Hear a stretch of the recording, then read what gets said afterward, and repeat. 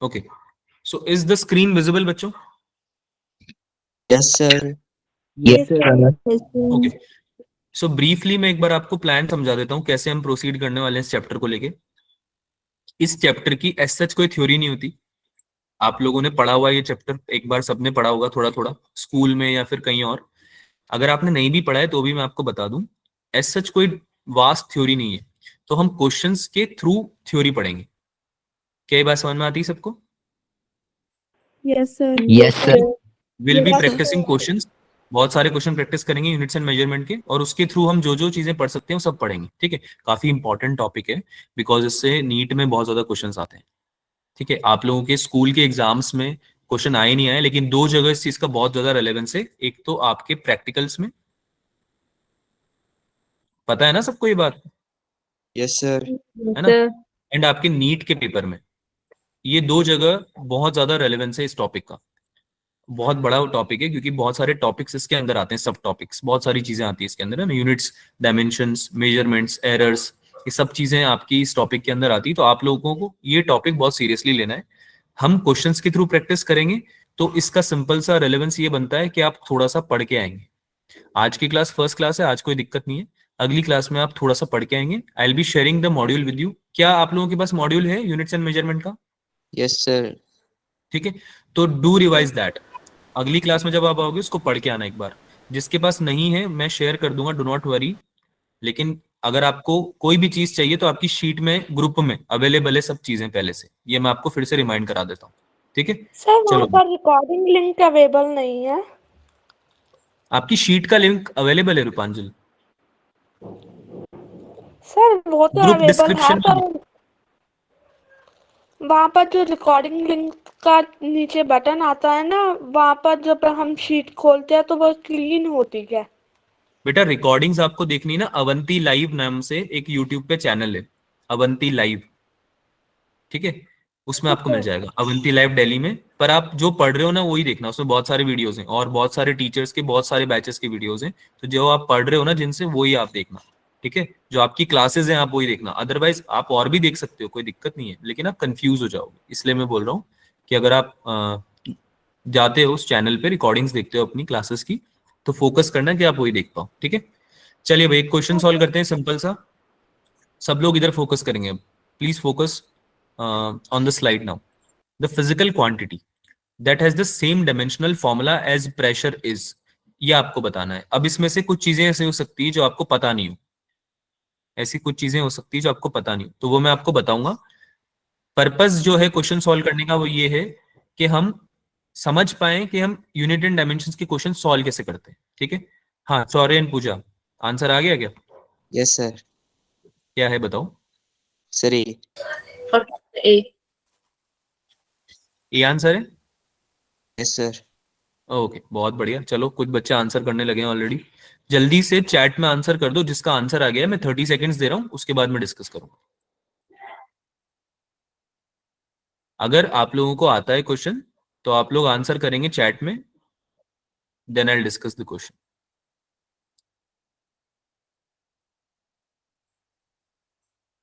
NEET में आया हुआ ये क्वेश्चन, जैसा कि आप देख सकते हो 2022 में ये क्वेश्चन आया हुआ है। ओके, शैल वी करें discuss? Yes, sir. Yes, sir. ठीक है, तो प्रेशर का तो आई गेस सबको फॉर्मूला पता है, यस सर। राइट? प्रेशर क्या होता है भाई? फोर्स पर unit area, yes sir. Yes, sir. Yes, है ना? sir. अब सिंस हम डायमेंशंस में बात कर रहे हैं, हमारा पूरा क्वेश्चन ही डायमेंशंस के ऊपर बेस्ड है, तो हमें डायमेंशंस लिखनी पड़ेंगी हर एक क्वांटिटी की जो भी हमसे डिस्कस की जा रही है। तो Sir, सबसे पहले screen is not visible. Screen is not visible, is it? Yes, sir. Visible, sir. Visual है सर। Visible है. अच्छा एक बार ट्राई करो, एक बार ट्राई करो कि आप है ना क्लास लीव करके रीजॉइन करो, मतलब आई थिंक हो जाएगा सॉल्व। नहीं होता है तो बताना। ठीक है बेटा, आपको हैंड रेस करके बताने की जरूरत नहीं, आप चैट में लिख सकते हैं आंसर ABCD।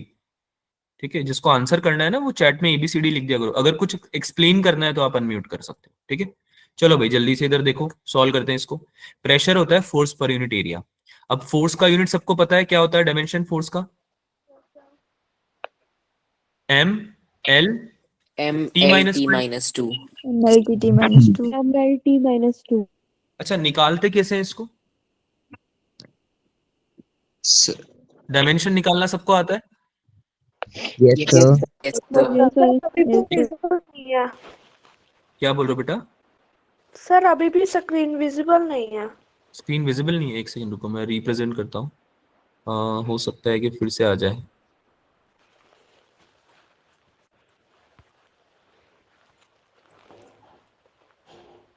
अभी है क्या विजिबल? No sir. बाकी बच्चों को दिख रही है क्या? किस किस को नहीं दिख रही है, एक बार हाथ। Yes sir.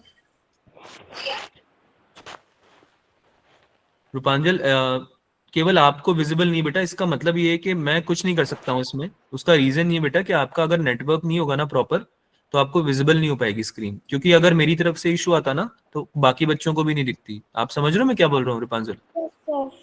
ठीक है, तो please try to improve your network. Maybe आप अगर नेटवर्क की प्रॉब्लम फेस कर रहे हो, तो आप अपना नेटवर्क बंद करके चालू करो, है ना। एक बार फोन को रीस्टार्ट करो, उससे भी नेटवर्क कनेक्शन बेटर हो जाते हैं। ठीक है, तो ट्राई करो, हो जाए आपका ये नेटवर्क सही तो आपको दिख जाएगी स्क्रीन। ठीक है, अगर फिर भी परसिस्टेंट रहती है प्रॉब्लम, तो रिकॉर्डिंग देख लेना आप क्लास में, अगर आप नहीं देख पा रहे हो स्क्रीन को तो। ठीक है, चलो भाई, बाकी लोग इधर देखो। फोर्स जो होता है हमारा, वो होता है मास इनटू एक्सेलरेशन। ये तो पता है सबको, Yes, sir. है ना। सर। मास Yes. का मास का यूनिट क्या होता है? M. Unit Kilogram. KG जी होता है, ऐसा यूनिट। ठीक है, यस सर। तो एक अल्फाबेट से हम डिनोट करते हैं हर एक क्वांटिटी को। तो हम मास को किससे डिनोट करते हैं? कैपिटल एम से, है ना। जो डायमेंशंस हम देते हैं ना, तो एक अल्फाबेट से हम डिनोट करते हैं उसको। तो जो एम का डायमेंशन है वो क्या होता है? Capital M. Is that right? Yes, sir. Yes. Similarly yes sir. Similarly acceleration होता है मीटर पर सेकेंड स्क्वायर, यानी कि लेंथ पर यूनिट टाइम का स्क्वायर, Yes, sir. राइट। तो लेंथ को हम रिप्रेजेंट करते हैं एल से, और टाइम को हम रिप्रेजेंट करते हैं टी से। बहुत ही ऑब्वियस है। ठीक है, तो ये क्या बन जाएगा आपका? एम इंटू एल, और नीचे क्या है? सेकेंड स्क्वायर, यानी टाइम का स्क्वायर डिनोमिनेटर में। तो ये बन जाएगा आपका m into L into T minus 2। तो that's how you solve the questions of dimensions, है ना। डायमेंशन से हम ऐसे डील करते हैं। तो ये अगर आपको समझ में आ गया है, तो अब आप ये आराम से निकाल सकते हो। क्योंकि फोर्स का आपको समझ में आ गया है, होता है M L T minus 2। Area क्या होता है? मीटर स्क्वायर में होता है क्या? Yes, sir. Yes, sir. तो मीटर स्क्वायर का मतलब क्या है? लेंथ का square, Yes, sir. L square, है ना। तो नीचे लिख देंगे एल स्क्वायर। तो ये एक एल से एक एल कट हो जाएगा। तो प्रेशर का यूनिट क्या आ गया बच्चों? ML minus 1 T minus 2. M L minus 1 T minus 2। M into denominator में एल है, तो ये ऊपर जाके एल की पावर -1 बन जाएगा, और टी माइनस 2 तो ऑलरेडी है। So this is your unit which you are searching for the which are searching in the options. ठीक है, ये यूनिट जिस भी ऑप्शन की आई, वो हमारा आंसर हो जाएगा, राइट। सबसे पहले निकाल लेते हैं हम बाकी चीजों की, जैसे कि आपका फोर्स आपको दिया हुआ ना, फोर्स। तो फोर्स का यूनिट तो हो नहीं सकता, ये तो कॉमन सेंस की बात है ना। यस प्रेशर जब फोर्स पर यूनिट एरिया है, तो फोर्स का यूनिट कैसे हो जाएगा इसके बराबर? नहीं हो सकता, है ना। उसको सॉल्व करने की जरूरत नहीं है। मोमेंटम का क्या होता है? मास MLT इनटू वेलोसिटी, यानी कि m इंटू LT बोलो। minus L LT T minus minus 1। ठीक है, तो ये भी नहीं है आंसर।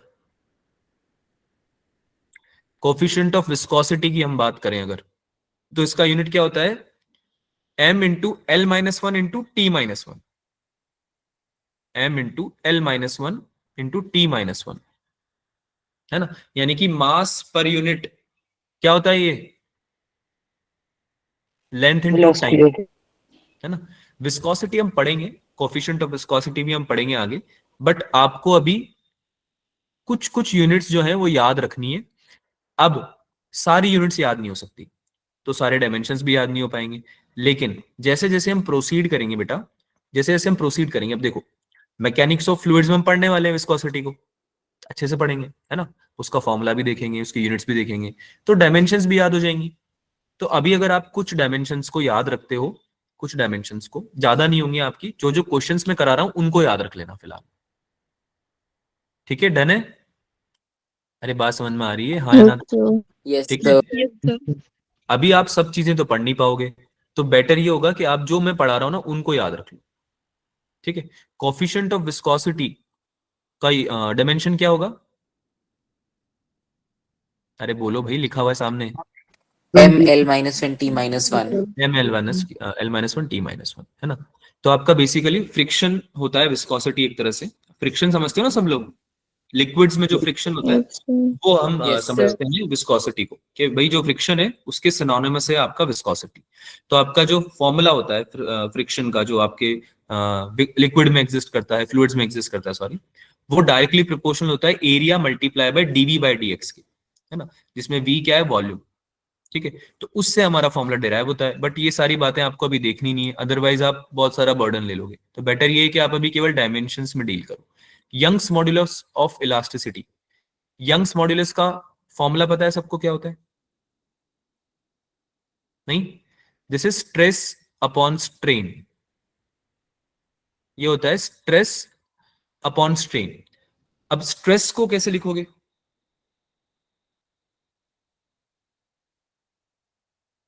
यार तुम में से काफी बच्चों ने आंसर किया है, कैसे किया M फिर? L-1 T-2. Force per unit area. बहुत फोर्स बढ़िया। Per unit. ठीक है, तो ये भी एक तरह से आपका स्ट्रेस जो होता है वो फोर्स पर यूनिट एरिया ही होता है। ठीक है, तो आपका इसका डायमेंशन क्या बन जाएगा? क्या बन जाएगा डायमेंशन यंग्स मॉड्यूलस का? ML-1 T-. ML-T-1. ML-1 T-2. बेटा ML-1 T-2 ये बनेगा ना स्ट्रेस का। Yes, sir. वही बोला। और स्ट्रेन जो Yes, होता है, sir. स्ट्रेन जो होता है वो होता है change in volume per unit, Dimensionless. Dimensionless quantity है। क्योंकि स्ट्रेन जो होता है आपका वो होता है डेल्टा वी बाई वी, यानी change in volume per unit volume. यानी कि अगर इसको समझना है हमें तो हम इसको ऐसे समझेंगे कि मान लो जैसे तुम्हारे पास कोई पाइप था, उस पाइप को तुमने स्ट्रेच कर दिया, ऐसे खींच दिया, तो उसमें स्ट्रेन कितना आया वो कैसे पता चलता है? कि उसकी वॉल्यूम कितनी चेंज हुई है डिवाइडेड बाय उसकी इनिशियल वॉल्यूम कितनी थी। लेकिन जो काम की बात है वो क्या है कि ऊपर भी वॉल्यूम है नीचे भी वॉल्यूम है। अरे बात समझ में आ रही है? ऊपर भी वॉल्यूम है नीचे भी वॉल्यूम है। तो जो Yes, डायमेंशन sir. है, जो डायमेंशन है वो तो ऊपर और नीचे सेम है, तो कैंसिल आउट हो जाएंगे क्या? Yes, sir. So this will be Yes, sir. dimensionless and Yes, this Yes, will sir. be divided by 1, that you can assume. So the answer will be ML-1 T-2 and that is your answer, because इसका भी यही था क्या, pressure का भी? So the Yes, answer sir. is, the answer is Option B. D option. Is this clear? Repeat करो। Yes, sir. बेटा देखो, यंग्स मॉड्यूलस का Yes. फॉर्मूला होता है stress Yes, sir. Upon strain, stress upon strain. ठीक है, अब इसमें आपको स्ट्रेस जो होता है, आपका स्ट्रेस जो होता है वो होता है फोर्स पर यूनिट एरिया। ठीक है, बाकी इसको डिटेल में पढ़ेंगे हम मैकेनिक्स ऑफ सॉलिड्स में। डिवाइडेड बाय स्ट्रेन, स्ट्रेन क्या होता है आपका? Change in volume divided by volume. ठीक है, वो आपका जो क्वांटिटी डिफाइन होता है वो स्ट्रेन होता है। तो आपको ये पता है कि स्ट्रेस फोर्स पर यूनिट एरिया है, तो उसका तो डायमेंशन ऑलरेडी प्रेशर के बराबर आ गया, ML-1 T-2, है ना? अब उसको डिवाइड करना है आपको स्ट्रेन से, लेकिन स्ट्रेन जो है वो एक डायमेंशनलेस क्वांटिटी है, क्योंकि उसमें न्यूमरेटर में भी वॉल्यूम है, डिनोमिनेटर में भी वॉल्यूम है। क्या ये बात समझ में आती है? अगर ऊपर भी मीटर हो नीचे भी मीटर हो तो इसका तो बेटा आंसर 1 आएगा ना, इसका कोई डायमेंशन थोड़ी बचेगा, ऊपर भी लेंथ है नीचे भी लेंथ है, कट जाएगा ये। क्या ये बात समझ में आती है? तो इसमें भी Yes, ऊपर sir. भी L Yes, क्यूब नीचे sir. भी L क्यूब कैंसिल हो गया, तो बचा क्या? केवल स्ट्रेस का डायमेंशन बचा, which is equal to the dimension of pressure. So the answer is D option. आगे चलें, समझ में आया? Yes, sir. Yes, sir. Yes, sir. Yes, okay, sir. एक छोटा सा क्वेश्चन है एरर का, इसको सॉल्व करो। The maximum possible percentage error in the measurement of the density will nearly be what? Question बोल रहे एक मेटल का वायर है जिसका कुछ मास दे रखा है तुम्हें, 0.4 प्लस माइनस 0.002 ग्राम्स, रेडियस दे रखी है 0.3 plus minus 0.001 millimetre, and length में भी सेम तरीके से सेम फॉर्मेट में आपको दे रखा है। अब आपका पॉसिबल परसेंटेज एरर कितना आना चाहिए आपको ये बताना है।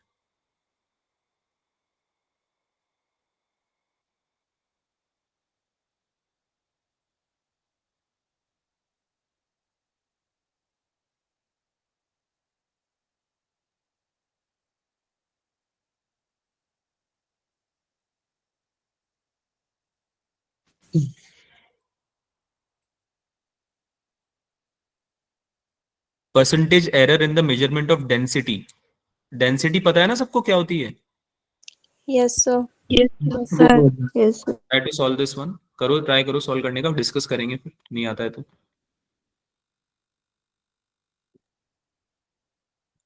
परसेंटेज एरर की क्वेश्चन सॉल्व कैसे करते हैं वो भी समझ में आ जाएगा आपको, सॉल्व करेंगे हम इसको, पर आपको अगर आता है तो आप ट्राई करो।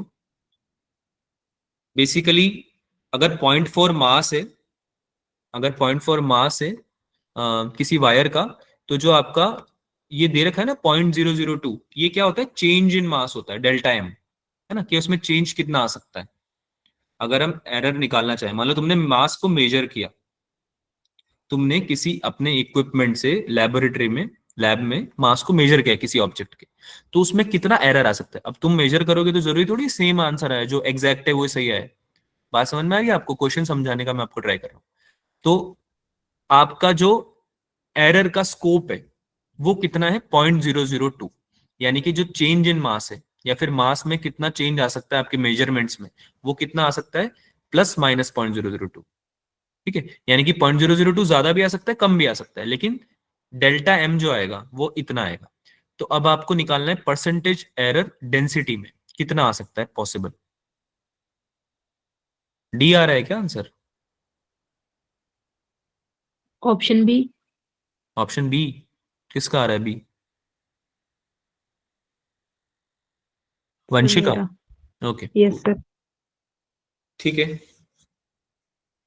करें, सॉल्व करें। Yes, sir. Yes, sir. Yes sir. Solve Yes, करें? sir. ठीक है, तो सॉल्व कैसे करते हैं एक बार आप वो देखना, क्योंकि इसका एक तरीका होता है सॉल्व करने का। जब आपको तरीका समझ में आ जाएगा तो आप आगे आने वाले क्वेश्चंस को भी सॉल्व कर सकते हो। ठीक है, सबसे पहले हम लिखेंगे डेंसिटी। डेंसिटी को हम रो से रिप्रेजेंट करते हैं,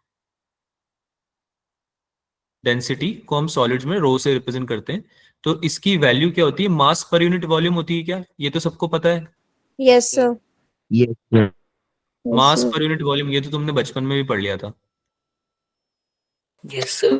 ठीक है, नाउ सिंस आपको एरर निकालना है तो आपको पहले वॉल्यूम को भी क्या करना पड़ेगा? फॉर्मुलेटिक वे में लिखना पड़ेगा कि वॉल्यूम कैसे लिखते हो को। तो अगर अभी यहाँ पे आप देखो तो वायर की बात हो रही है। अब वायर के केस में अगर आप नोटिस करो तो वायर एक सिलेंड्रिकल शेप रखता है अपनी। वायर देखे ना सबने, वायर जो होते हैं वो Yes, sir. सिलेंड्रिकल शेप रखते हैं। Yes, अगर sir. आपको बोला जाए कि भाई वायर की शेप बताओ तो क्या बताओगे? स्फेयर तो बताओगे नहीं, क्यूबॉइड या क्यूब भी नहीं दिखता है वायर, है ना। अरे बात समझ में आ रही है? सिलिंड्रिकल शेप लगता है, वो Yes, Yes, सिलेंडर sir. की तरह दिखता है एक Yes, तरह से, है ना? तो अगर हम वॉल्यूम लेते हैं सिलेंडर का तो कितना आता है? फॉर्मूला क्या होता है वॉल्यूम ऑफ सिलेंडर का? Pi r Pi square. r square h. Pi R square square Pi H. Pi r square h. तो लेट्स से कि डेंसिटी है इक्वल मास के divided by pi R square L के, है ना। Length मान लो उसकी, भाई जो वायर है उसका लेंथ बोल दिया मैंने, है ना। एल लेंथ का वायर है और आर उसका क्रॉस सेक्शनल एरिया का रेडियस है। क्या ये बात समझ में आई सबको? Yes, Yes, sir. sir. Yes sir. Yes, sir. अब हमें क्वेश्चन पूछ रहा है परसेंटेज एरर। परसेंटेज एरर यानी अगर मेरी डेंसिटी जो मैंने मेजर करी वो थी रो, तो उसमें हो सकता है कि जो चेंजेस आए, एक्चुअली डेंसिटी थी रो, लेकिन उसमें जो चेंजेस आए, जो एरर आ गया मुझसे, है ना, वो आ गया डेल्टा रो का। डेल्टा रो यानी चेंज, यानी चेंज इन डेंसिटी। ठीक है, तो उसको मैं उसके फॉर्मूला वाइज कैसे लिखूंगा, फॉर्मूला वाले टर्म्स में कैसे लिखूंगा? तो ये मेरे तीन चीजों पे डिपेंड कर रहा है। एक तो मास पे डिपेंड कर रहा है, एक रेडियस पे डिपेंड कर रहा है और एक लेंथ पे डिपेंड कर रहा है। Is this right? Yes sir. Yes, sir. Yes, sir. Dependency किस किस चीज पे? भाई ये बात समझो ना आप, अगर मेरी डेंसिटी रो थी और मैंने जब मेजर करी तो उसमें कुछ एरर आ गया, मेरी कैलकुलेशन में कुछ एरर आ गया, नहीं कर पाऊंगा मैं ढंग से, है ना, या फिर इंस्ट्रूमेंट में भी फॉल्ट हो सकती है थोड़ी सी। तो जो एरर आएगा वो किस की वजह से आ सकता है? या तो मैं मास गलत मेजर कर लूं, मास थोड़ा बहुत आगे या पीछे मेजर कर लूं, ज्यादा या कम, या मैं रेडियस गलत मेजर कर लूं, या मैं लेंथ गलत मेजर कर लूं। क्लियर है ये बात सबको? Yes, Yes, sir. Yes, तो sir. मुझे इन तीनों क्वांटिटीज का इंडिविजुअल कंट्रीब्यूशन देखना पड़ेगा एरर में। ठीक है, वो कैसे देखते हैं? इसको मैं ऐसे लिखूंगा, delta rho by rho will be equals to delta M upon M, है ना। ये हो गया कंट्रीब्यूशन मास का, प्लस एरर किसकी वजह से आ सकता है? और रेडियस की वजह से, है ना। लेकिन रेडियस मेरा आर स्क्वायर के बराबर, तो जब मैं डेल्टा निकालता हूं तो मैं इसको एक तरह से डिफरेंशिएट करता हूं, है ना। तो मैं जब आर स्क्वायर को डिफरेंशिएट करूंगा तो ये क्या बन जाएगा, 2r बनेगा क्या बेटा, यस सर। है ना। लेकिन यहाँ पे मेरा जो आर है, जो मेरा आर है वो तो मेरा ओरिजिनल लेंथ है, तो मेरा जो एरर आएगा वो किस में आएगा, चेंज इन लेंथ में। तो ये कितना आ जाएगा, 2 टाइम्स डेल्टा आर। अगर मेरा यहाँ पे आर क्यूब होता तो मैं क्या लिखता, 3 टाइम्स डेल्टा आर। क्या ये बात समझ में आ रही सबको, delta R Yes, Yes, sir. sir. Plus length में कितना चेंज आया है, तो कितना होगा, delta L by L, length का जो एरर आ रहा है। अब इन सब चीजों की मुझे वैल्यू पता है, तो मुझे सिंपली वैल्यूज पुट करनी है। डेल्टा एम की वैल्यू बताओ जल्दी से देख के, डेल्टा एम की वैल्यू कितनी है।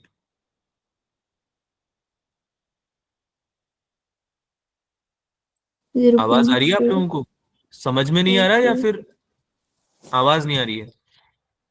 0.002. बेटा डेल्टा एम यानी कितना एरर आ सकता है, कितना चेंज है मास में जो कि मेरा एरर क्रिएट करेगा। तो ये 0.002 ही तो है जिसकी वजह Yes, से sir. एरर आ रहा है। और इनिशियल मास, ओरिजिनल मास कितना है, 0.04। ठीक है, सेम तरीके से आप बाकी चीजें बताओ। 2 टाइम्स कितना आ जाएगा, 2 multiply by 0.001 yes sir. Divided by Yes, sir. 0.3 plus delta L की जगह क्या आ जाएगा, 0.02 डिवाइडेड बाय 5। 5. ठीक है, अब मुझे डेल्टा रो बाय रो नहीं निकालना, मुझे परसेंटेज एरर निकालना है। ये तो एरर हुआ, पर मुझे क्या निकालना था, परसेंटेज एरर निकालना था क्या। तो किसी भी चीज का परसेंटेज कैसे निकालता हूं मैं, डेल्टा रो बाय रो को मल्टीप्लाई किससे कर दूंगा, 100 से। Yes sir. ठीक है, तो ये मेरी पूरी क्वांटिटी मल्टीप्लाई कितने हो जाएगी, 100 के। अब इसको सॉल्व करके बता दो कितना आ रहा है। ये आ जाएगा आपका 0.002 बाय 0.4। तो ये कितना आ जाएगा, 1/2 आ जाएगा क्या परसेंटेज के टर्म्स में, 0.002 डिवाइडेड बाय 0.4। जब मैं इस डेसिमल को हटाऊंगा तो नीचे मेरे 3 जीरो लगेंगे क्या बेटा, Yes, sir. और जब मैं इस डेसिमल को हटाऊंगा तो मेरे ऊपर की तरफ 1 जीरो लगेंगे। Is this clear. Yes, sir. ठीक है, तो ये कितना बन जाएगा, 2 multiply by 10 divided by 4 multiply by 1000, है ना। तो ये 1 जीरो से 1 जीरो गई, 2 से 4 कटा 2 टाइम्स, तो ये आ गया 1/200। लेकिन मुझे इसका परसेंटेज निकालना है, तो मुझे किससे मल्टीप्लाई करना पड़ेगा, 100 से। अरे हाँ या ना, Yes, sir. Yes, sir. Yes, sir. This will come out as 1/2%। तो मैं इसको डायरेक्टली परसेंटेज के टर्म्स में लिख रहा हूं, दिस इज 1/2% प्लस, अब बाकी का सॉल्व कर सकते हो तुम, ये वाला डेसिमल हटाओ, ये वाला डेसिमल हटाओ, कितना आ रहा है ये, this will come out as 2/3% plus 0.02 divide by 5, इसका परसेंटेज निकालूंगा तो कितना आएगा, 2/5%। 2/5%, है ना। ये कैलकुलेशंस इतनी फास्ट रखो बेटा, अदरवाइज बहुत ज्यादा टाइम लग जाएगा इजी क्वेश्चन सॉल्व करने में। अब इसका तो आप एलसीएम निकाल सकते हो आराम से, this will come out as approximately 1.6%। कौन सा ऑप्शन है, अरे कौन सा ऑप्शन है, D. सभी. B option. Option. क्या ये B. समझ में आया, क्या इसमें कोई कैलकुलेशन में दिक्कत है, किसी को डाउट है कैलकुलेशन। No, sir. सर ये एक हो बार जाए- वो बताना कि जहां हाँ पर नितिन। डेल्टा रो बाय रो किया है वहां पर हमने 2 डेल्टा आर बाय आर क्यों लिया है। बेटा अगर आपका क्वांटिटी स्क्वायर की टर्म्स में है, क्यूब की टर्म्स में है, तो उतना ही टाइम्स आप मल्टीप्लाई करोगे इसके एरर को। जैसे आर स्क्वायर है, अगर आर स्क्वायर है तो आप आर स्क्वायर में 2 बार आपको एरर लेना पड़ेगा, एक बार तो आर की वजह से आएगा और मल्टीप्लाई करोगे उसको आर की वजह से, तो आपके ट्वाइस ऑफ एरर हो गया वो एक तरह से। ठीक है, इसको आप Yes, sir. डिफरेंशिएट करके भी समझ सकते हो। आपको आर स्क्वायर में 2 डेल्टा आर लेना है, आर क्यूब में 3 डेल्टा आर लेना है। ठीक है, अगर एल स्क्वायर होता तो फिर 2 डेल्टा एल लेते हैं। ठीक है, तो एरर भी मल्टीप्लाई होगा ना बेटा, क्योंकि एक चीज में थोड़ी एरर आ रहा है। अगर आर स्क्वायर के टर्म्स में है तो आपका ट्वाइस ऑफ एरर होगा, क्योंकि आपने आर निकालने में गलती करी है। समझ रहे हो बात को, लेकिन वो इम्पैक्ट आपको आर स्क्वायर के Yes, टर्म्स sir. में कर रहा है ना, आपकी कैलकुलेशन में। ठीक है, चलो भाई, एरर के क्वेश्चन बहुत सारे करने वाले हैं आगे भी। मैं आपको स्क्रू गॉज, वर्नियर कैलिपर ये सब पढ़ाऊंगा, क्वेश्चंस के थ्रू पढ़ाऊंगा मतलब ऑब्वियसली। अभी हम बिल्कुल बेसिक चीजें पढ़ रहे हैं यूनिट्स एंड डायमेंशंस की, तो अभी बहुत सारे क्वेश्चंस हम करने वाले हैं, do not worry about it, ठीक है। चलो भाई, अभी हम पीवाईक्यू सॉल्व करें बेटा। आपको मैं आइडिया देना चाहता हूँ कि नीट में कौन से क्वेश्चंस आते हैं इस टॉपिक से, ताकि आपको देखो, एक चीज मेरी ध्यान से समझ लो, सिंस तुम लोगों ने अभी प्रिपरेशन स्टार्ट ही करी है, ज्यादा टाइम नहीं हुआ है, अभी 11th और 12th +1 +2 2 क्लासेस हैं आपकी। अपना टाइम वेस्ट मत करना उन चीजों को पढ़ने में जो आपके एग्जाम के काम की नहीं है। सबसे पहले पीवाईक्यू इसलिए देखने को बोलता हूं मैं, ताकि आप लोगों को ये पता चल जाए कि पेपर पूछ क्या रहा है। आप पता चले ऐसी चीजें पढ़ रहे हो जो कि एग्जाम के रेलेवेंस की नहीं है, या फिर वो क्वेश्चन सॉल्व कर रहे हो जो एग्जाम में नहीं आने वाले।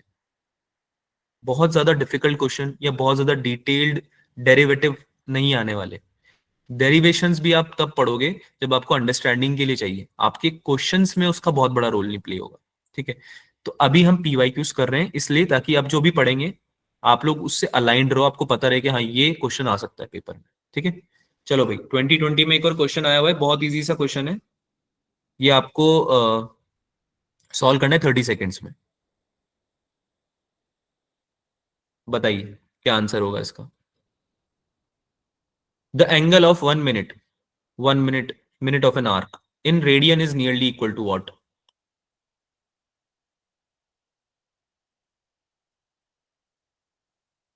एक मिनट में कितने डिग्री होते हैं, अगर आपको ये पता है तो आप सॉल्व कर दोगे, और डिग्री को फिर रेडियन में कन्वर्ट करना भी आना चाहिए।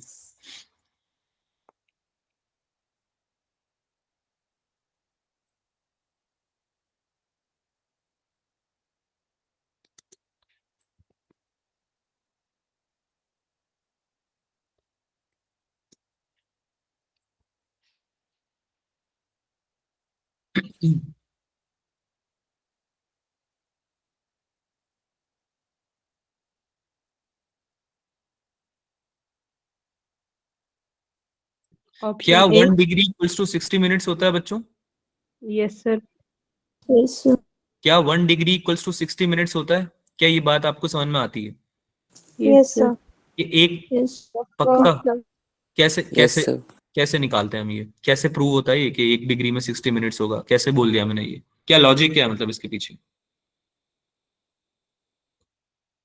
ये तो आपने याद कर लिया ना, अगर याद नहीं रहा तो 1 डिग्री इक्वल्स टू 60 मिनट्स कैसे? अच्छा, 1 मिनट में 60 सेकंड होते हैं, Yes, sir. इसका तो Yes, प्रूफ sir. निकालने की जरूरत नहीं है, इसका तो कोई प्रूफ नहीं है ना। 60 सेकंड्स को हम 1 मिनट बोलने लग गए, नॉमेनक्लेचर है ना। एक और बात, क्या 1 डे में 24 आवर्स होते हैं? Yes, sir. Yes sir. Yes अब जो सर। आर वाला मिनट, आर वाली जो आपकी सुई होती है, आर वाला जो आपका कांटा होता है, वो कितना टाइम लेता है? क्या पूरा 360 डिग्री बनाना पड़ता है क्या उसको क्लॉक में? Yes. Yes sir. Yes, sir. तो अगर आप ध्यान से समझो तो पूरे 360 आपका 2 बार बनता है पूरे एक दिन में। एंटायर डे में 360 डिग्री का जो आर्क होता है क्लॉक में, वो ट्वाइस बनता है एक एंटायर डे में। तो उसकी वजह से आपका टोटल 1 डिग्री में जब आप कैलकुलेट करोगे ना मिनट्स में, तो 720 डिग्री बनता है। अब 720 डिग्री को आप डिवाइड करोगे 12 से, क्योंकि 12 घंटे की होती है सुई, एक पूरी जो क्लॉक होती है 12 नंबर से होते हैं ना, उसमें 1 से लेकर 12 तक होता है ना। आपकी जो सुई होती है आर वाली, वो 1 से लेकर 12 तक जाती है पूरी रोटेशन में, ठीक है। तो आप 720 को डिवाइड करते हो 12 से, वो आपका 60 मिनट बनाता है। तो इसलिए आपको बोला जाता है कि 1 डिग्री इक्वल्स टू 60 मिनट्स होते हैं, ठीक है। ये सब कोई काम की चीजें नहीं है, एज इन आपको कोई पूछ नहीं रहा है, लेकिन आपको पता होनी चाहिए। 1 डिग्री इक्वल्स टू कितना, बोलो? 60 मिनट। 60 मिनट। 60 minutes. ठीक है। अब क्वेश्चन क्या पूछ रहा है कि भाई एंगल ऑफ, अरे बोलो, 1 degree in radian of. 10 degree. Angle of 1 minute of arc in radian is what. तो 1 मिनट में कितने हो गए डिग्री? 1 मिनट में कितने डिग्री हो गए? 1/60। Yes sir. sir. 1 मिनट में 1/60 डिग्री हो गए, ठीक है। मिनट ऑफ आर्क की बात हो रही है क्योंकि ये, अब आपको रेडियन में निकालना है ये। तो रेडियन में निकालने के लिए आप क्या करोगे? आप डिग्री को रेडियन में कन्वर्ट करोगे। क्या ये हमें पता है कि डिग्री को रेडियन में कन्वर्ट करने के लिए पाई बाय 180 से मल्टीप्लाई करना पड़ता है। Yes, sir. Yes, sir. क्या ये हमें पता है? डिग्री को Yes, sir. अगर हमें रेडियन में कन्वर्ट करना है तो हमें किससे मल्टीप्लाई करना पड़ेगा? पाई बाई 180 से। 180. ठीक है, तो ये कितना हो जाएगा बच्चों? सॉल्व करो इसको, कितना हो जाएगा? 0.000290.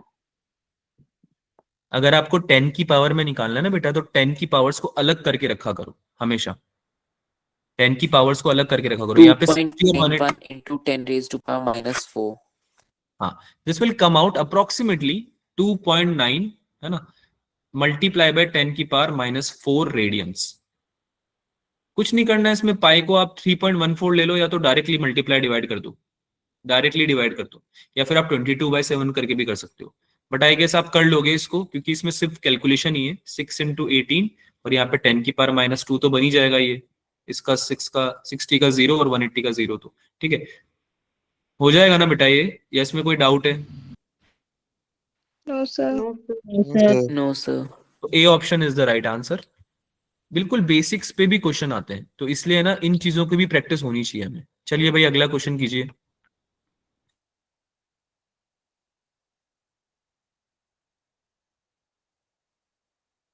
ट्वेंटी 23 क्वेश्चन क्या बोल रहा है? The diameter of a spherical bob when measured with vernier callipers yielded the following values. The mean diameter to appropriate significant figure is. अब इसमें वर्नियर कैलिपर पता होने की जरूरत नहीं है। अगर आप वर्नियर कैलिपर देख के क्वेश्चन छोड़ रहे हो तो आपको पता नहीं होने की जरूरत नहीं है वर्नियर कैलिपर कैसे वर्क करता है, होता क्या है ये भी पता होने की जरूरत नहीं है। हाँ, मीन कैसे निकालते हैं ये पता होना चाहिए। क्या ये आपको पता है सबको मीन कैसे निकाला जाता है? Yes, sir. Yes, sir. Yes, sir. ठीक है, solve it and let me know the answer क्या आ रहा है।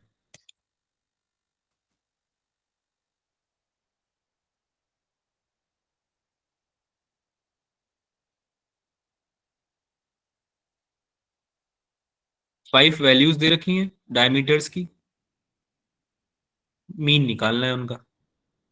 The question is on mean, not vernier caliper.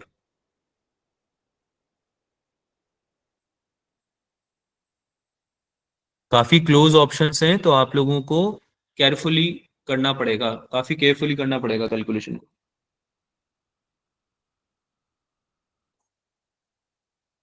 क्या आंसर है भाई? C option.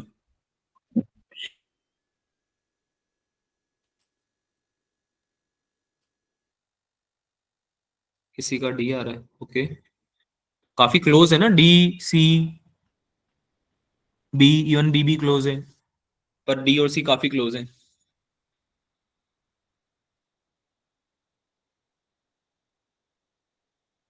ए बी इवन, ओके कूल।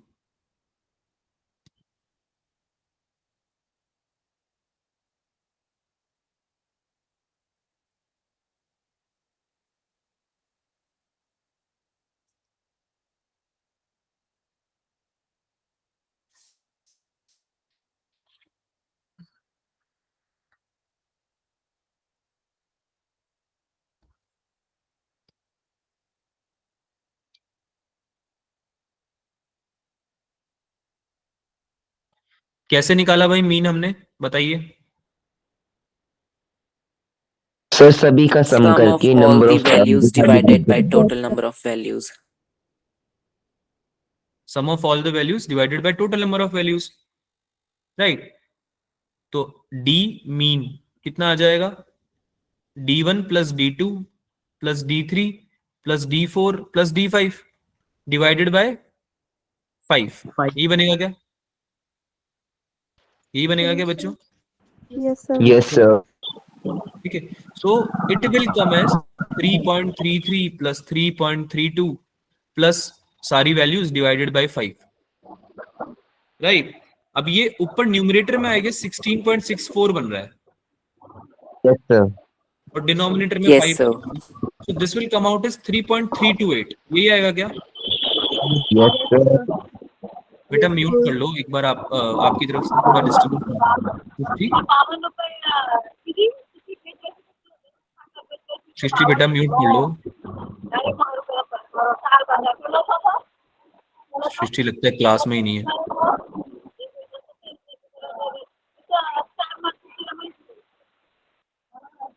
बेटा क्लास से निकालना पड़ेगा मुझे, म्यूट कर लो बेटा।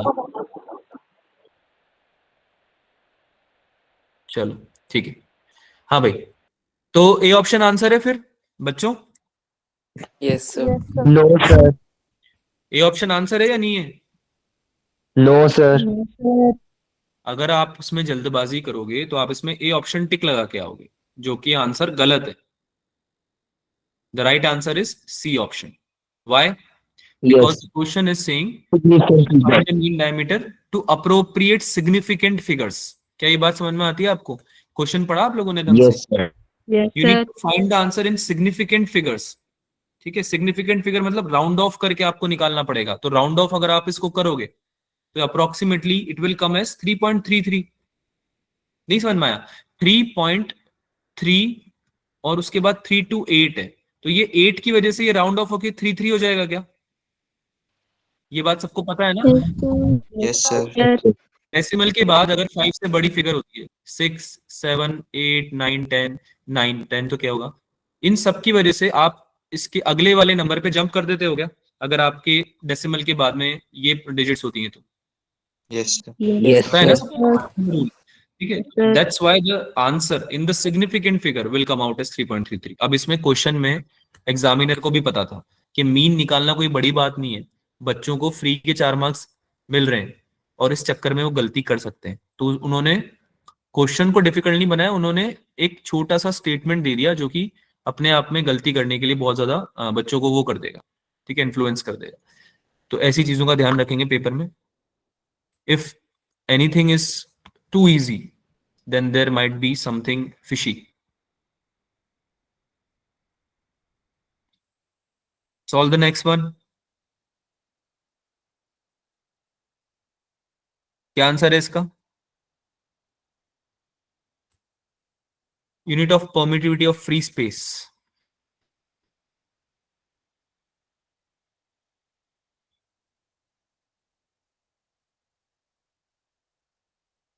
क्या आप लोगों को इलेक्ट्रोस्टैटिक फोर्स या कॉलम्स लॉ का फॉर्मूला पता है क्या? परमिटिविटी ऑफ फ्री स्पेस तभी निकल पाएगी आपको क्योंकि अलग से तो पता नहीं होगा। चलो मैं फॉर्मूला लिख देता हूं, कॉलम्स लॉ या इलेक्ट्रोस्टैटिक फोर्स का फॉर्मूला होता है F equals to 1/4 pi epsilon naught Q1 Q2 upon R square. अब इसमें Q1 Q2 तो चार्जेस होते हैं बेटा, चार्ज तो पता है ना सबको, चार्ज का नाम तो सुना है सबने, यस सर। है ना? R होता है Yes, distance between the charges, this is distance, क्योंकि इसका ही काम है अभी आपको कि आप बस इनका ये जान लो कि होते क्या है। और एप्सिलॉन नॉट होता है आपका permittivity of free space.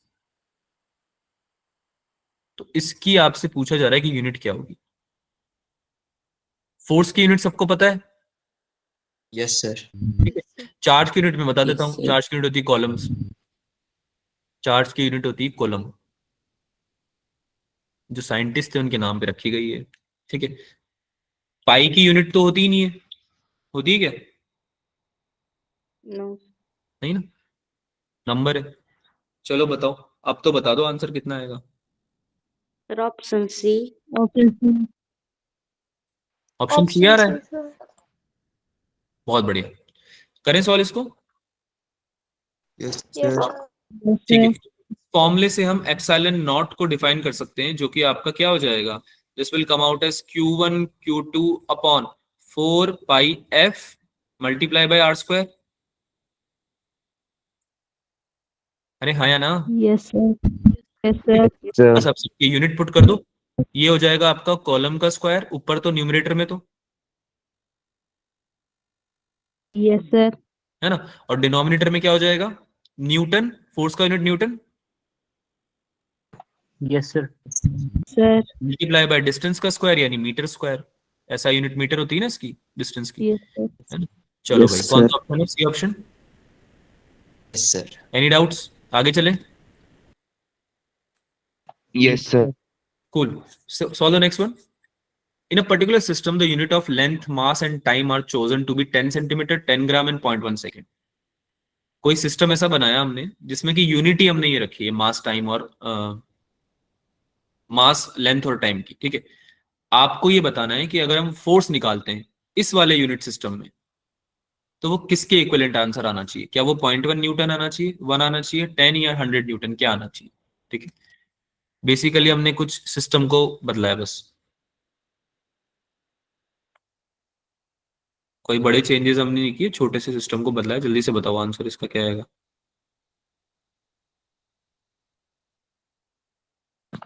Sir option C. Option C 10 newton. Yes sir. Okay, Sir, option A. Sir, option A. Option A. Option A. Option A. Yes, sir. Option A. Cool, चलिए yes sir. Solve करें, solve करें। Sir option A. I okay, forgot the square. अच्छा ठीक है, कोई बात नहीं। चलो भाई, आई थिंक सबका आंसर आ गया है। लेट्स सॉल्व दिस वन, ठीक है। फोर्स क्या होता है, अगर हम फोर्स को डायमेंशनल फॉर्म में लिखते हैं तो ये ml/t-2 बनता है क्या, Yes, Yes, sir. sir. ठीक है। तो बस इसके ही रेफरेंस में, इसके ही इन्फरेंस में हम सॉल्व कर सकते हैं, क्योंकि अभी हमको दिया हुआ है 10 ग्राम्स, लेंथ के टर्म्स में हमें क्या दिया हुआ है 10 सेंटीमीटर, और टाइम के टर्म्स में हमें क्या दिया हुआ है 0.1 सेकंड का होल स्क्वायर, सॉरी 0.1 सेकंड की पावर -2। इस तरह से वैरी करना चाहिए ये, राइट। Yes, अरे sir. हाँ या ना, ठीक है। तो बस आपको बस Yes, अपने sir. यूनिट्स को चेंज करना है। तो आपका 10 ग्राम अगर हम अपने 1 केजी के रेफरेंस में देखें तो ये 10 की पावर -2 है क्या, Yes, sir. Yes, sir. है ना। बेसिकली ये एमकेएस सिस्टम में हम लिख रहे हैं। आर्यन, कुछ पूछना है आपको। No, sir. ओके, तो इसको कैसे लिखेंगे, 10 की पावर -2, ये तो आपका हो गया मास के टर्म्स में, है ना। और आपका लेंथ के टर्म्स में क्या हो जाएगा 10 की power -1 Yes, sir. Multiply by time के टर्म्स में कितना हो जाएगा 10 की पावर -1, ठीक है। अब इन सब की जो भी आपकी यूनिट्स है, डायमेंशन है, जो भी सॉरी, उसका कोई इंपैक्ट तो आएगा नहीं, क्योंकि ये हमने ऑलरेडी डिफरेंशिएट कर लिया है जब हमने दूसरा यूनिट सिस्टम बनाया है उसमें। तो इसको अगर हम सॉल्व करते हैं बच्चों, 10 की पावर -2, 10 की पावर -1 और 10 की पावर -1 का की पावर -2 है, 10 की पावर -1 की पावर -2 है। ये बात समझ में आ रही है, इसकी पावर तो 1 है, इसकी पावर भी 1 है, लेकिन इसकी पावर -2 है क्योंकि मास की पावर 1 है, लेंथ की पावर 1 है, लेकिन टाइम की पावर कितनी है -2 है क्या। Yes, sir. So this will go in the denominator, 10 की पावर -1 का जो पावर -2 है वो डिनोमिनेटर में चला जाएगा, -2 है ना क्योंकि। तो ये आपका बन के कितना आएगा टोटल, कैलकुलेशन करोगे जब इसकी तो कितना आएगा, ये 10 की पावर -1 बनेगा क्या। Yes, sir. Yes, sir. तो कितना आ रहा है ये 0.1 Newton. Yes, sir. Yes, sir. Yes ठीक है। सर। तो जब हम केजी, मीटर और सेकंड इनको ले रहे थे, और जब हमने इसको चेंज कर दिया सेंटीमीटर में, ग्राम में और सेकंड्स में, ठीक है, तो बस हमने वो फैक्टर्स को कंसिडर कर लिया जो कि चेंज हो रहे थे, तो हमारा आंसर आया 0.1 न्यूटन, ठीक है। ओके, ये वाला हो जाएगा कि तुमसे, हाँ ये हो जाएगा, इसको करो। 2021 में आया था ये, नीट 2021 में, काफी इजी क्वेश्चन है।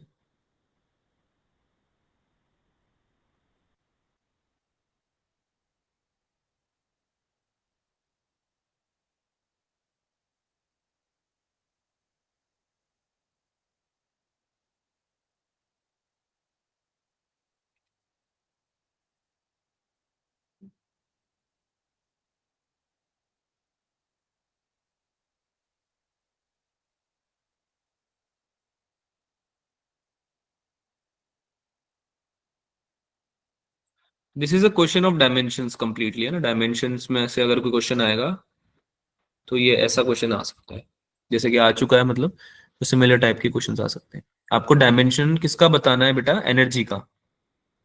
क्या एनर्जी पता है आपको क्या होती है,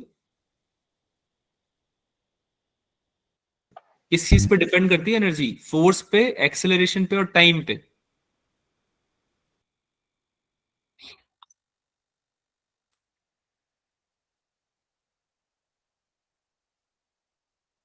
एनर्जी का डायमेंशन पता है क्या आप लोगों को, या बताना पड़ेगा? सर पता है कितना होता है? Sir, ml2t minus 2. ml2t-2। बहुत बढ़िया। एनर्जी का अगर डायमेंशन पता है तो ये हो पाएगा ये क्वेश्चन। तो मैं आपको बता देता हूँ जिनको नहीं पता है, ml2t-2। ठीक है, अगर आपको समझना है तो आप ऐसे समझ सकते हो कि जो एनर्जी होती है, आपने पढ़ा भी होगा 9th क्लास में, वो वर्क से आप रिलेट करते हो, है ना। यानी कि जितना आप वर्क करते हो वो एनर्जी की फॉर्म में कन्वर्ट हो जाता है, और जो एनर्जी आपको चाहिए होती है उससे वर्क होता है। ऐसे आप समझ सकते हो। वर्क एनर्जी थ्योरम पढ़ी है ना बचपन में 9th क्लास में, है ना। Yes, sir. तो वर्क पता है हमको क्या होता है? Force into displacement. Yes, sir. तो फोर्स तो हमें पता है क्या होता है, ml कितना होता है, ml into t-2। Yes, sir. हमारी लेंथ ऐड हो जाएगी, नहीं ml2 माइनस t-2 बन जाएगा ml² upon t-2। So this is your unit of energy, sorry dimensions of energy. इसके बेसिस पे अगर आप क्वेश्चन सॉल्व कर सकते हो तो करो।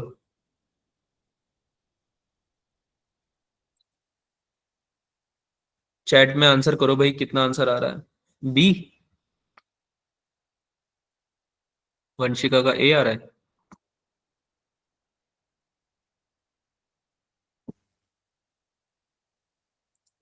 मनोज बोला रिपीट प्लीज। मनोज क्वेश्चन समझ में आ गया था क्या लास्ट वाला? आई गेस आप लास्ट क्वेश्चन के लिए बोल रहे थे मनोज।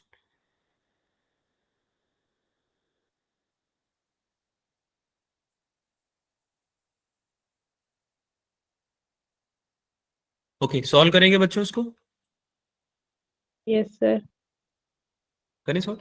चलो, फोर्स, एक्सेलरेशन और टाइम, इनके टर्म्स में पूछना चाह रहा है तुमसे ये क्वेश्चन। ये पूछना चाह रहा है कि भाई फोर्स, एक्सेलरेशन और टाइम, इन सारे ऑप्शंस उसके टर्म्स में ही है, तो उनके टर्म्स में बताओ कि एनर्जी का डायमेंशन क्या होना चाहिए। मतलब एनर्जी के टर्म्स में बताओ कि इनका डायमेंशन क्या होना चाहिए, इनकी वैल्यूज क्या होनी चाहिए। ठीक है, तो आप कैसे लिखोगे इसको कि एनर्जी लिख दिया आपने एलएचएस में, और आपने लिख दिया कि ये आपको चाहिए फोर्स, एक्सेलरेशन और टाइम के रिलेशन में। तो अब कुछ तो डायमेंशन होगा फोर्स का, कुछ एक्सेलरेशन का होगा, कुछ टी का होगा, यानी कि इनकी पावर्स होंगी कुछ, है ना। एफ की power will be something, acceleration की power will be something, time की पावर विल बी समथिंग, क्योंकि इसके टर्म्स में एनर्जी पूछना चाह रहा है। अगर एम एल और टी के टर्म्स में पूछना चाह रहा होता तो हम डायरेक्टली आंसर बता देते ml2t-2। लेकिन वो पूछना ही नहीं चाह रहा डायमेंशंस के फॉर्म में, वो तो आपको फोर्स, एक्सेलरेशन और टाइम के टर्म्स में पूछना चाह रहा है। ठीक है, तो आपको क्या अज्यूम करना पड़ेगा कि लेट्स से कि एफ की पावर है कुछ ए, एक्सेलरेशन की कुछ है पावर बी, और टाइम की पावर है कुछ सी।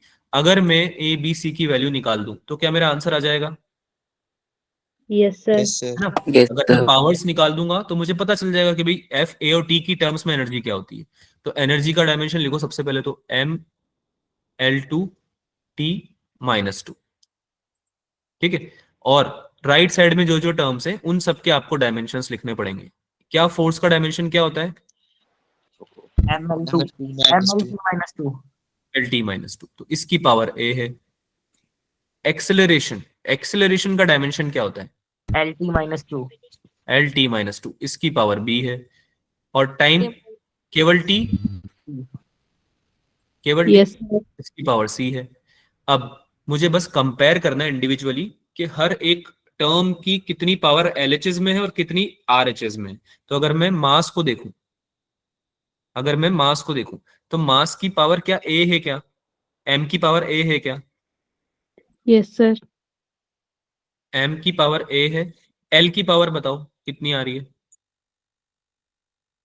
एल की a पावर plus बताओ। b। A plus B, very good. M की पावर है ए, एल की पावर है ए प्लस बी, और टी की पावर कितनी है देख के बताओ। A plus B plus C. -2a -2b + c। -2a -2b + c। -2b + c। समझ में तो आ रहा है ना बेटा कैसे लिखा है मैंने ये?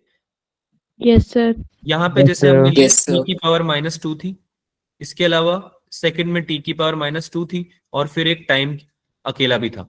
तो भाई ये -2, इसकी पावर थी सी, तो मैं इसकी पावर थी सॉरी ए, तो मैंने इसको मल्टीप्लाई कर दिया ए से, इसकी पावर थी b, तो मैंने इसको c से मल्टीप्लाई कर दिया, और इसकी पावर थी c, तो इसको मैंने डायरेक्टली c लिख दिया। तो इन तीनों का कॉम्बिनेशन ही तो है टोटल हमारा RHS टाइम की टर्म्स में, है ना। तो that's how we have obtain this particular expression. इसको बस कंपेयर करना है ml/t-2 से, यानी कि मुझे कंपेयर किस किस में करना है, a की वैल्यू कंपेयर करनी 1 से, a will be equal to 1, हाँ या ना। Yes, Yes, sir. sir. Similarly length को Yes, कंपेयर sir. करूंगा, जब मैं लेंथ को मैं कंपेयर करूंगा तो मेरा a प्लस बी किसके इक्वल आएगा, 2 के इक्वल। तो इससे मेरा b का वैल्यू भी आ गया क्या, Yes, sir. कितना आया 1, 1. है ना। a की जगह 1 पुट कर दो, a की जगह 1 पुट कर दो, है ना। यहां से पुट कर दिया तुमने वैल्यू, तो b की वैल्यू 1 आ गई। साइमल्टेनियसली मैं टाइम को कंपेयर करूंगा, कितना हो जाएगा ये, -2a - 2b + c = -2। कितना आंसर आ रहा है c का, बताओ भाई। a और b की वैल्यू पुट करके क्या आ रहा है, c आ रहा है, plus c. 2. ठीक है। तो मेरा कितना आंसर आ गया, ये f की वैल्यू a थी, f की पावर a थी, तो f की पावर 1 आ गया। l की पावर कितनी थी b, तो b की वैल्यू भी 1 है, और टाइम की वैल्यू कितनी थी c, तो c की वैल्यू कितनी है 2, यानी 1 1 2 जो कॉम्बिनेशन है वो मेरा राइट आंसर है। कौन सा आंसर है भाई, बी ऑप्शन है क्या, Yes, sir. ठीक है। Sir. That's how you get the questions in the NEET, ठीक है। इतने इजी क्वेश्चंस आएंगे, इजी है ये, जनरली इजी क्वेश्चन है। अगर आपको समझ में आ गया है तो आप आराम से कर दोगे इस क्वेश्चन को, इसमें केवल कैलकुलेशन है, कुछ भी फॉर्मूला वॉर्मूला याद करने की जरूरत नहीं है। ml/t - 2 याद है, चल जाएगा काम। और ml/t - 2 निकालना भी मैंने बता दिया, अगर आपको फोर्स और डिस्प्लेसमेंट पता है, वर्क पता है, तो आप निकाल लोगे, ठीक है। चलिए भाई आगे चलें। चलिए ये क्वेश्चन मैं आपको होमवर्क में दे रहा हूँ, सिमिलर काइंड ऑफ क्वेश्चन है, और इसमें फॉर्मूला भी यूज होगा, तो आप फॉर्मूला देख के सॉल्व करना है इसको। जो इसमें फॉर्मूला यूज होगा वो आप देख के सॉल्व कर लेना, क्योंकि इन केस हो सकता है आपको पता नहीं हो, क्योंकि आपने ग्रेविटेशन अगर नहीं पढ़ा है तो नहीं पता होगा, ठीक है। तो उसको देख लेना। F = gm1m2/r² होता है force, gravitational force, g × m1m2/r² होता है, उसको आप यूज कर सकते हैं, ठीक है। ठीक है बच्चों, Yes, sir. Yes, sir. जैसे जो होमवर्क एक क्वेश्चन दे रहा हूँ उसको कर लेना। चलो भाई, बाकी की Yes, sir. क्वेश्चंस हम नेक्स्ट क्लास में करेंगे, यूनिट एंड मेजरमेंट ही हम कंटिन्यू करेंगे।